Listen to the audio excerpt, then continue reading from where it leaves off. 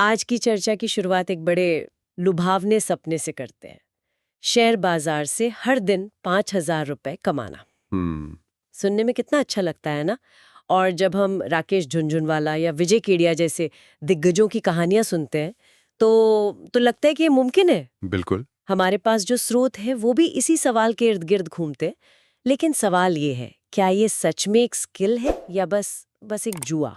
ये सवाल ही सब कुछ है। और उन महान निवेशकों की कहानियां वो प्रेरणा देती हैं, लेकिन वो कहानी का सिर्फ एक हिस्सा है। अच्छा। हाँ, हर एक सफल कहानी के पीछे हजारों ऐसी कहानियां हैं जहां लोगों ने अपना सब कुछ गंवा दिया। हमारे स्रोत साफ बताते हैं कि 5,000 रोज कमाना हम्म, मुमकिन तो है, पर यह जल्दी अमीर बनने की कोई लॉटरी नहीं है। ये एक व्यवसाय चलाने जैसा है जिसमें नियम, अनुशासन और सबसे बढ़कर सही मानसिकता की जरूरत होती है। ठीक है, तो चलिए इसकी तह तक जाते हैं। आज हम ये समझने की कोशिश करेंगे कि उस सपने को हकीकत में बदलने के लिए किस्मत से ज्यादा अनुशासन और एक ठोस रणनीति की क्या भूमिका है। पर्दे के पीछे का सच क्या है? शुरुआत कहाँ से करें? शुरुआत होती है बाजार में टिके रहने से। मतलब कमाने के बारे में सोचने से भी पहले ये सोचना जरूरी है कि आप खेल से बाहर ना हो जाएं। हम्म। और यहीं पर हमारे सूत्रों का सबसे पहला और सबसे जरूरी नियम आता है, जिसे कहते हैं 1% का नियम। 1% का नियम सुनने में तो बहुत सरल लगता है। इसका मतलब क्या है? इसका मतलब है कि आप अपनी कुल ट्रेडिंग कैपिटल का 1% से ज्यादा किसी एक ट्रेड में दांव पर नहीं लगाएंगे। ओके। अगर आपके अकाउंट में मान लीजिए 1,00,000 रुपए हैं, तो आपका अधिकतम नुकसान किसी एक ट्रेड में 1,000 रुपए से ज्यादा नहीं हो सकता। हम्म। ये एक सेफ्टी बेल्ट की तरह है। हम्म। ये आपको एक ही बड़ी गलती से अपना पूरा अकाउंट साफ होने से बचाता है। लेकिन 1% तो बहुत कम लगता है। अगर कोई बड़ा मुनाफा कमाना चाहता है तो उसे बड़ा जोखिम लेना होगा, है ना? हम्म। 1% के जोखिम से कोई 5,000 रुपए रोज कैसे कमाएगा? यहाँ एक बहुत दिलचस्प गणित है जिसे ज्यादातर लोग नजरअंदाज कर देते हैं।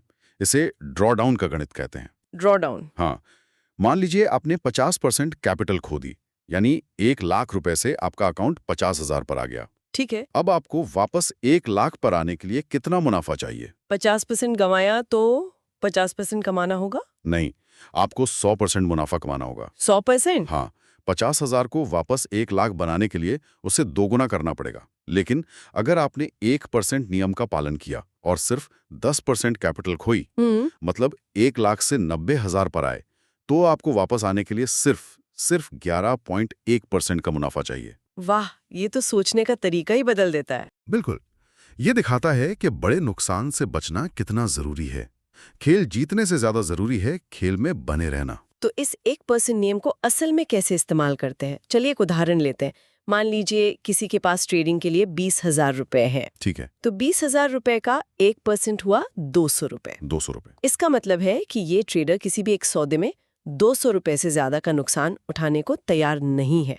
अब मान लीजिए उसे एक शेयर पसंद है जो 20 रुपए का है। वो उसे खरीदने का फैसला करता है और उसका विश्लेषण कहता है कि अगर शेयर 19 रुपए 85 पैसे से नीचे गया तो उसका फैसला गलत साबित हो जाएगा। तो वो 19.85 पर अपना स्टॉप लॉस लगाता है। तो अगर वो उसे 19 रुपए 90 पैसे पे खरीदता है और स्टॉप लॉस 19 रुपए 85 पैसे पर है, तो हर शेयर पर उसका जोखिम हुआ 5 पैसे का। बिल्कुल। अब असली सवाल, वो कितने शेयर खरीदे? ज्यादातर नए लोग क्या करेंगे, वे देखेंगे कि उनके पास 20,000 रुपए हैं और शेयर 20 रुपए का है, तो वे शायद 1,000 शेयर खरीद लेंगे। हाँ, यही लगता है। लेकिन ये तरीका गलत है। तो सही तरीका क्या है? सही तरीका है अपने कुल जोखिम को प्रति शेयर जोखिम से भाग देना, यानी 200 रुपए को 5 पैसे से भाग देना। अच्छा। 1 मिनट, 200 रुपए को 0.05 रुपए से भाग देंगे तो ये हुआ 4,000 शेयर। अरे वाह, मतलब ये है कि कितना खरीदना है ये कैपिटल देखकर नहीं बल्कि जोखिम को देखकर तय होता है। एग्जैक्टली, यही है पोजीशन साइजिंग का सार। आपने पहले तय किया कि आप कितना नुकसान उठा सकते हैं और फिर उसके हिसाब से तय किया कि कितना खरीदना है। सही। अब अगर ट्रेड गलत भी हो जाता है तो आपका नुकसान 200 रुपए से ज्यादा नहीं होगा और आप कल फिर से ट्रेड करने के लिए तैयार रहेंगे। ये नियम सुनने में पे बहुत अच्छे लगते हैं, पर जब बाजार खुलता है और सब कुछ तेजी से ऊपर नीचे हो रहा होता है, तब इन नियमों को याद रखना, भावनाओं पर काबू पाना, ये बहुत मुश्किल है। हमारे स्रोत इस बारे में क्या कहते हैं? आप बिल्कुल सही जगह पर आई हैं, क्योंकि हमारे स्रोत कहते हैं कि ट्रेडिंग का 90% खेल मानसिकता का है। 90%? हाँ, एक बहुत अच्छी लाइन है, बाजार सबसे होशियार ट्रेडर्स को नहीं, बल्कि सबसे अनुशासित ट्रेडर्स को इनाम देता है। ये बात गले उतरनी थोड़ी मुश्किल है। मतलब कोई बहुत पढ़ा लिखा जीनियस हार सकता है और एक साधारण इंसान जो सिर्फ नियमों का पालन करता है वो जीत सकता है। ये तो हमारी पूरी सोच के ही खिलाफ है। हाँ, और यही ट्रेडिंग की सबसे बड़ी सच्चाई है, क्योंकि बाजार को आपकी डिग्री, आपके आईक्यू से कोई मतलब नहीं है। बाजार सिर्फ अनुशासन को समझता है। यहाँ कुछ मुख्य मानसिकता से जुड़ी बातें हैं जो स्रोतों में बार बार आती हैं। पहली है, प्रक्रिया पर भरोसा करें, परिणाम पर नहीं। इसका क्या मतलब हुआ? कसीनो का उदाहरण लीजिए। कसीनो को इस बात से कोई फर्क नहीं पड़ता कि कोई एक आदमी जैकपॉट जीत जाए। उन्हें पता है कि अगर लाखों लोग खेलते रहेंगे तो लंबे समय में वे ही जीतेंगे, क्योंकि उनका सिस्टम, उनकी प्रक्रिया उनके पक्ष में है। एक ट्रेडर को भी यही सोचना चाहिए। एक अच्छा ट्रेड वो नहीं है जिसमें मुनाफा हुआ, बल्कि वो है जो आपने अपनी योजना और नियमों के अनुसार किया, भले ही उसमें स्टॉप लॉस हिट हो गया हो। और अगर कोई अपनी योजना के खिलाफ जाकर मुनाफा कमा ले तो वो एक बुरा ट्रेड है। बुरा? मुनाफा होने पर भी। हाँ? क्योंकि वो एक गलत आदत को बढ़ावा दे रहा है। आज किस्मत ने साथ दे दिया, कल वही आदत आपका पूरा अकाउंट खाली कर देगी।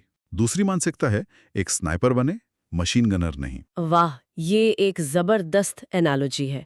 मतलब हरकत में बरकत वाला सिद्धांत यहाँ लागू नहीं होता। ज्यादा ट्रेड करने का मतलब ज्यादा पैसा कमाना नहीं है। बिल्कुल नहीं। मशीन गनर हर तरफ गोलियां चलाता है, इस उम्मीद में कि कोई एक निशाना लग जाएगा, जबकि एक स्नाइपर घंटों, यहां तक कि दिनों तक सही मौके का इंतजार करता है। और जब उसे अपना सेटअप दिखता है तभी ट्रिगर दबाता है। ट्रेडिंग में बोर होना एक बुरे ट्रेड में पैसा गंवाने से कहीं बेहतर है। धैर्य ही आपका सबसे बड़ा हथियार है। और तीसरी बात? डेटा देखें, ड्रामा नहीं। हर ट्रेड का रिकॉर्ड रखें, जिसे ट्रेडिंग जर्नल कहते हैं। Trading journal? हाँ, आपने क्या खरीदा, क्यों खरीदा, क्या नतीजा निकला। जब नुकसान होता है तो हमारा दिमाग उसे एक व्यक्तिगत विफलता की तरह देखता है, एक ड्रामा बनाता है। सही बात है। लेकिन जर्नल में वो सिर्फ एक डेटा पॉइंट है। 5,000 का मुनाफा देखकर जो खुशी होती है और 2,000 का नुकसान देखकर जो डर लगता है, यही वो ड्रामा है जिससे डेटा आपको बचाता है। नुकसान आपकी ट्यूशन फीस है जो बाजार आपसे सीखने के लिए लेता है। तो ये सब सुनने के बाद एक सवाल उठता है, इन सभी नियमों और इस मानसिकता को एक सिस्टम में कैसे ढाला जाए? कोई प्रैक्टिकल तरीका है? बिल्कुल है, और उसी सिस्टम को ट्रेडिंग प्लान कहते हैं। ये आपकी ट्रेडिंग का संविधान है। संविधान? हाँ, एक लिखित दस्तावेज जो बताता है कि आप कब, क्या और कैसे करेंगे। ये भावनाओं को समीकरण से बाहर निकालने का सबसे अच्छा तरीका है। तो इस प्लान में क्या-क्या होना चाहिए? इसमें कुछ जरूरी चीजें होनी चाहिए, जैसे आपकी रणनीति क्या है, आप किन संकेतों पर खरीदेंगे या बेचेंगे, आप किस तरह के स्टॉक्स में ट्रेड करेंगी, क्या वे एक खास कीमत से ऊपर होने चाहिए या उनमें एक न्यूनतम वॉल्यूम होना चाहिए, आप दिन के किस समय ट्रेड करेंगी। कुछ लोग सिर्फ सुबह के पहले घंटे में ट्रेड करते हैं। अच्छा। और सबसे जरूरी 2 नियम, एंट्री और एग्जिट के नियम क्या है, और आपका एक दिन का अधिकतम नुकसान यानी डेली मैक्स लॉस कितना है। 1 मिनट, डेली मैक्स लॉस? तो ये एक तरह से आपके इमोशंस के लिए सर्किट ब्रेकर जैसा है। मतलब अगर एक दिन में एक तय रकम, मान लीजिए 2,000 रुपए का नुकसान हो गया, तो आप बस कंप्यूटर बंद कर देंगी, चाहे बाजार में कितनी भी बड़ी अपॉर्चुनिटी क्यों ना दिख रही हो। बिल्कुल, ये सबसे जरूरी नियमों में से एक है। ये आपको बदले की ट्रेडिंग यानी रिवेंज ट्रेडिंग से बचाता है। Revenge trading? हाँ, जब हमें नुकसान होता है तो हमारा मन कहता है चलो एक और ट्रेड लेते हैं और ये पैसा वापस कमाते हैं, और ज्यादातर लोग इसी चक्कर में और ज्यादा नुकसान कर बैठते हैं। एक अच्छा प्लान आपको इसी जाल से बचाता है। ये आपको ओवर ट्रेडिंग यानी जरूरत से ज्यादा ट्रेड करने से भी रोकता है। ठीक है, तो अब तक हमने जो भी बात की है उसका सार ये है कि छोटे छोटे अनुशासित कदम उठाओ, अपनी कैपिटल को बचाओ और धीरे धीरे आगे बढ़ो, 1% का नियम। लेकिन हमारे स्रोतों में से एक में एक बिल्कुल अलग, लगभग विरोधाभासी तरीका बताया गया है, खासकर उन लोगों के लिए जो बहुत छोटे अकाउंट से शुरुआत कर रहे हैं। हाँ, और ये एक बहुत ही दिलचस्प और विवादास्पद विचार है। इसे सूत्रों में पैराडॉक्सिकल इंटरवेंशन कहा गया है। पैराडॉक्सिकल इंटरवेंशन सुनने में भारी लगता है, पर इसका मतलब है जानबूझकर उल्टा काम करना। यानी जब सब कह रहे हो कि कम जोखिम लो, तब आप थोड़ा ज्यादा जोखिम लेते हैं, लेकिन सिर्फ एक खास मकसद के लिए। ज्यादा जोखिम मतलब 1% से ज्यादा, ये तो सुनने में बहुत खतरनाक लगता है। इसका मतलब क्या है? 10% या 20% जोखिम, ये तो जुआ नहीं हो गया? 5-6 गलत ट्रेड और पूरा अकाउंट साफ हो सकता है। आपका डर बिल्कुल जायज है और यही इसका सबसे बड़ा खतरा है। ये रणनीति कहती है कि अगर आपका अकाउंट बहुत ज्यादा छोटा है, मान लीजिए सिर्फ $200, यानी लगभग 16,000 रुपए। हाँ, तो आप हर ट्रेड पर 1% की जगह 10% या 20% जैसा बड़ा जोखिम ले सकते हैं। लेकिन क्यों? इसके पीछे का तर्क क्या है? अकाउंट को बढ़ने में सालों लग जाएंगे। ये बात तो है। तो ये रणनीति कहती है कि ये रकम इतनी छोटी है कि इसे सीड कैपिटल या वेंचर कैपिटल की तरह देखो। ये वो पैसा है जिसे आप पूरी तरह से खोने का जोखिम उठा सकते हैं और आपकी जिंदगी पर कोई बड़ा असर नहीं पड़ेगा। इसका मकसद है तेजी से कुछ ही सफल ट्रेड्स में अकाउंट को एक ठीक-ठाक रकम तक पहुंचाना, मान लीजिए 50,000 या 1 लाख रुपए तक। और उसके बाद?